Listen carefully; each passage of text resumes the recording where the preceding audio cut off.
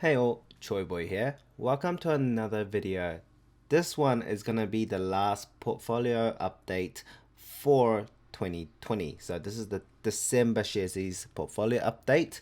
Thank you for joining me today. Disclaimer before we start it, please take everything I say with a grain of salt. It's purely for entertainment purposes. Please do your own research before you buy, sell, or act on any of the stocks I talk about in this video. Be smart. I am also going to just put out there my stock picks for 2021. Focusing on the New Zealand Stock Exchange. I'll be talking about that later as well. So let's get straight into it. The portfolio is at $14,134.20, and that's pretty much going to stay like that for the rest of the year, I guess. I got a few days left. Nothing much going on there. The returns is around $4,575 and the percentage is 45.79%. So that's quite a bit lower than what I had at my peak this year. I think a few months ago I did hit like around $6,000 profit, but that did dip a bit because of the current situation of the plateaued market. As we talk, the market has been pretty slow nowadays. It's only a few hype trains here and there, but in general the market was pretty steady. Nothing much going on, especially in the companies I had. So there is a bit of a change once again in my portfolio. I did add a new company in there, so hope you guys look forward to that one. It's a very interesting one that you might have not thought of me getting into. So let's get in that soon. So the graph, we can see that it's been a pretty good year overall. We can see that it was quite nothing much going on for the first few months. You know, it was crazy days during like January to like April. From April we started seeing quite a bit of profit, and the profit kind of peaked around, here in November. We had up to like $6,448 in profit, and now it kind of dipped. And that's also because I stopped putting money in from August. I've been just kind of rearranging my portfolio in a sense, and we weren't doing too much in general. Hopefully once the market kind of settles down and I get what I want, which is still a market dip, will see me putting more money into it. But for now, I think until a few months later, I'm not sure when, I'll be reactive to what the market does, but I will be putting more money a bit later. So that's gonna be coming later. So yeah, not a bad finish to the year. That's total 45%. As I said, that's really good, and that's probably diluted percentage as well, because as I put more money in, the percentage drops pretty much, right? Okay, so the company, so Bliss, nothing much going on there, so I won't go into it again, so I'll go for it quickly. Bliss hasn't changed much at all. I mean, I put some referral money here and there, but that's pretty much it. It's doing nothing with the China and the Canada kind of exploration they're doing right there, so quite a bit of a boring one there. Heartland Group is doing pretty well, so it did go up as soon as I bought. As you can see, I did buy it last time, and as soon as I bought it went up to a $1.50 range, and we're at the $1.60 range now, and it's been holding up pretty well. So it will be interesting to see how Heartland Group goes in the next year. But I think as more people want mortgages and stuff like that, Heartland Group does have the competitive edge at the moment. So that being said, we'll be looking to see how they compare to ASB, Westpac and ANZ and stuff like that, and BNZ as well. Even though they're not in the New Zealand Stock Exchange, we will be able to see how much market share they will be able to get from the banking sector. So that will be pretty interesting to see. Kathmandu is doing nothing. It's like the most boring one once again.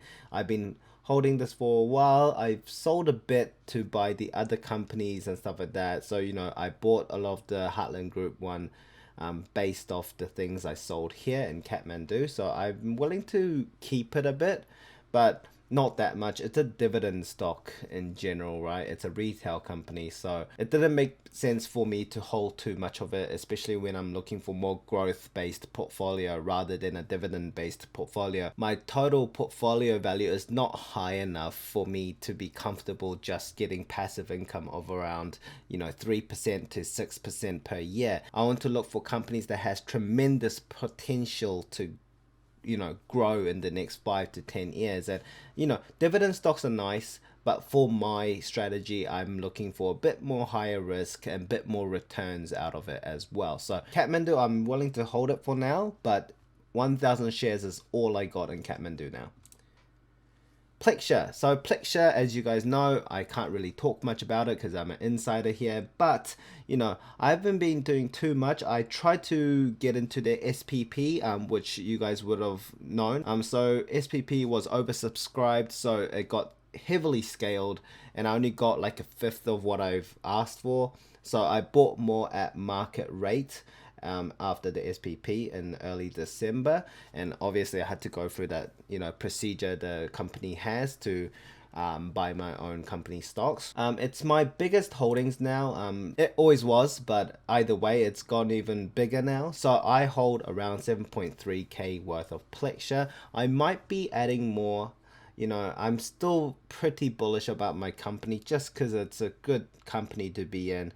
I love working here. Plus the sector they in, the digital marketing aspect, it's not gonna die. I think the sector and the field will thrive in the coming years, and I think Plexus is well aligned with it. So I might be buying more in the near future. I'm not too sure, but I do want to hold at least around 10k shares in this. So I got 6.5k shares. So maybe I'll be adding more in the future. We'll see about that. I'll talk about Virgin Galactic last because that's the new addition if you've been looking at the screen here. Vista, same thing. Once again, I still don't know if I'm gonna sell this company. I'm just really hesitant on what they're gonna do in the next coming months to years. Like, I don't know what their strategy is with COVID-19 and all that kind of stuff. So I really want to know what they're going to do, which I don't, obviously. So I am still in the thoughts of selling it. The main reason why I'm not selling it is because I don't know what to buy if I was to sell this anyway. So I'm gonna hold it until I have an idea, and that's where I'm gonna go with Vista. But for now, my confidence in Vista dropped heavily since their restructure. So it doesn't look like my confidence in the company is going to recover anytime soon. So that's my thoughts on Vista. So finally, the last addition to my portfolio is Virgin Galactic Holdings. So these guys are the commercial space travel company in the US. So this is my first US stock, and it's a very high risk, high reward kind of company. It can potentially be like $100 billion company. It's just that it will have to prove itself in the coming years. So I bought it in early December. So I think I bought only a bit, only like 352 USD worth. So I don't have too much of it. It's kind of like a little punt I have here, just in case it goes up. I think the cash balance was pretty good and the numbers were looking okay. It's a very new kind of sector. It's a very futuristic stock. So these are the kind of stocks I'm willing to kind of risk it for, because this is the future we're investing in, and I think it's got a pretty good idea of where it wants to go and how much revenue they can potentially make if it all goes well. Have a look at their site, and there's some of their stuff going on. It's really cool stuff. It might actually be the future, so it's going to be really interesting to see where these guys go. So I will hold a bit of it, and I will see if I'm gonna continue holding it. If I really do gain confidence in this company, I will be buying more of Virgin Galactic in the future as well.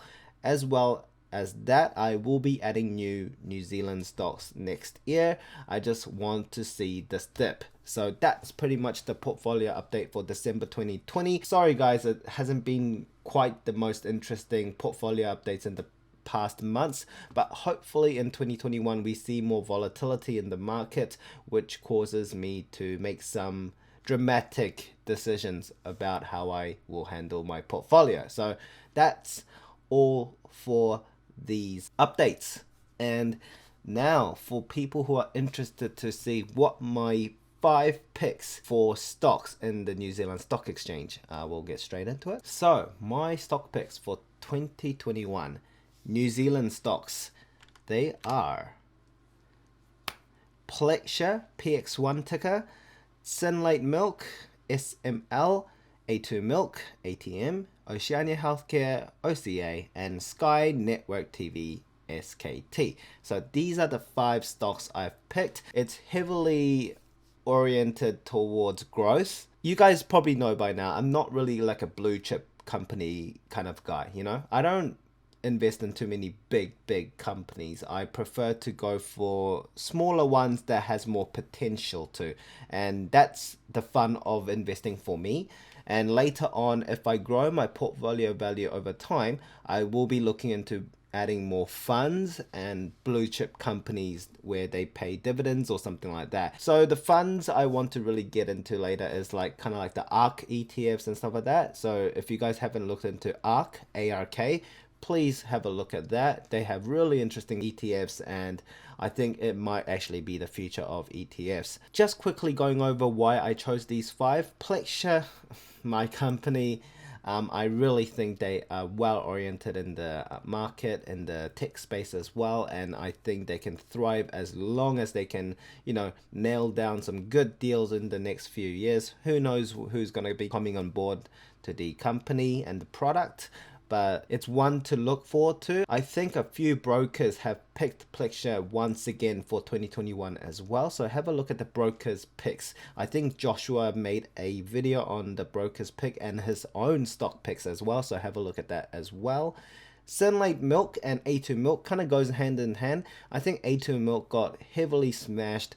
It's close to $10 or something like that. So that's going to be really interesting to see how well they bounce back. Now, it might not be next year, but I think if it does recover, it will be a very strong one. And Synlait Milk, I hope it correlates well because A2 Milk is getting provided by Synlait Milk. So I think those two have been going on a downhill recently, but I think it does have a potential to come back up really strongly if it works out well. It is kind of risky having 2 of the same sector in my 5 picks, but you know, that's probably where I stand about that. Oceania Healthcare is probably my favorite retirement village stock. I think it's an underdog, and I think people don't realize just yet, but I think it has a great future, and potentially I would invest in Oceania over Ryman, Somerset, or MetLife Care or something like that. So, you know, this is my pick for the retirement village and that kind of sector.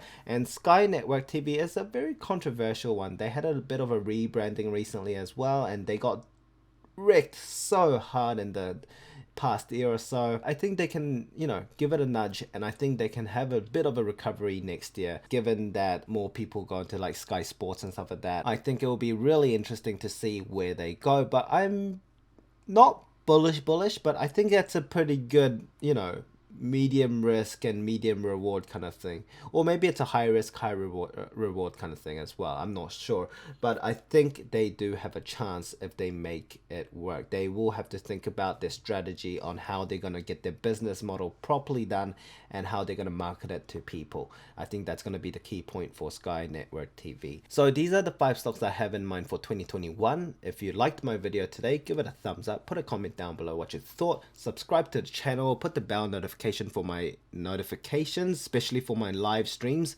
I do schedule them the day before or something like that, so keep an eye out for them. Merry belated Christmas and have a happy new year, and I'll see you in the New Year's.